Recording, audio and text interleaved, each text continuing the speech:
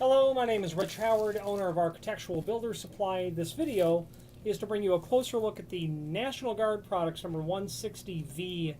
This is a typical sort of item used as a perimeter seal, or just perimeter gasketing. And aluminum extrusion, as you can see. This is the front side of it, with an inserted vinyl bulb in that T slot. The 160 is representative of the profile of this item. The V means vinyl.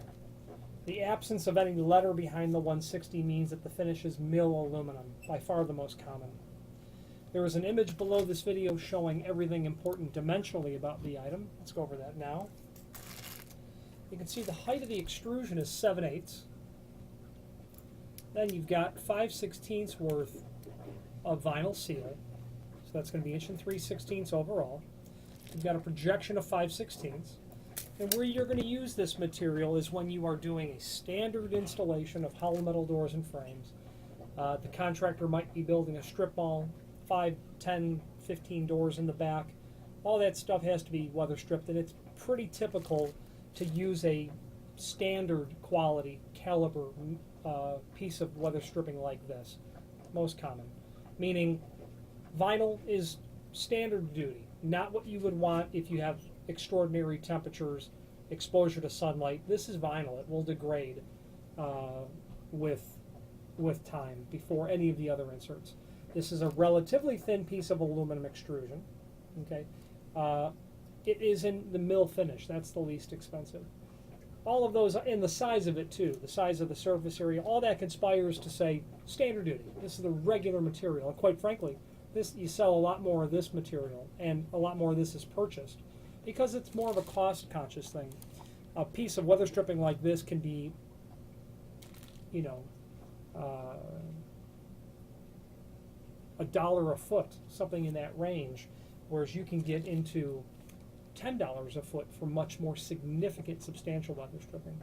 So the fact of the matter is, if you're looking for the regular material that you want to use and replace, inexpensive and yet will give you weather stripping, the 160V is a great choice. Available in clear anodized aluminum finish as well, along with dark bronze. You can get it also in a brass finish, not brass, but a gold finish as well. It will be a gold sort of anodized over aluminum. Okay, this is going to be used for those standard applications. I rarely have people use this, if ever, for an astragal. It's not. I wouldn't use a vinyl bulb as an astragal. I've had people do it. I don't think it's effective. It's difficult to get that tailored on the door. Available in several different lengths. If you have need for a custom length, by all means let us know by ordering the next longest piece or pieces and simply indicate in the comment field what length you'd like for us to cut the material back to. The reasoning is and this happens to be a 36-inch piece like what you'd use at a header. If you had to cut this 36-inch piece down to, say, 34-inch, you'd eliminate that slotted hole. And the next one's all the way over here. And speaking of those slotted holes, screws are included in a complementary finish.